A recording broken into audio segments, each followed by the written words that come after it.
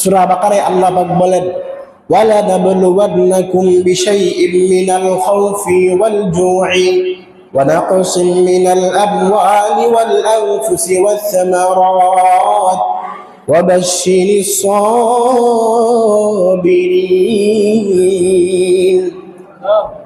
ও দুনিয়ার মানুষ, কখনো কখনো আমি তোমাদেরকে পরীক্ষা করি, তোমাদের বদ আমলের কারণে না, তোমাদেরকে পরীক্ষা করার জন্য। আরেক তাফসিরে আসছে, কখনো কখনো আমি বান্দাকে একটু আযাব দেই এদের মাকামকে, এদের মর্যাদাকে আরো বাড়ানোর জন্য। এই যে সবচেয়ে ছোট জান্নাত হলো দুনিয়ার 10 দুনিয়ার সমান, সবচেয়ে ছোট। আরো কত বিশাল বিশাল বড় বড় জান্নাত আল্লাহ পাক বানিয়ে রাখছেন, আমাদেরকে দিবেন নাকি?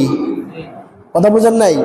তো মাকামটাকে বাড়ানোর জন্য, আরো বড় জান্নাত দেওয়ার জন্য, যখন একটু বিপদ মুসিবত আসবে, আমার বান্দারা ধৈর্য ধারণ করবে, আরো বেশি খুশি আল্লাহমুখী হবে, তখন এদের মাকামকে আমি আল্লাহ আরো বাড়িয়ে দিব।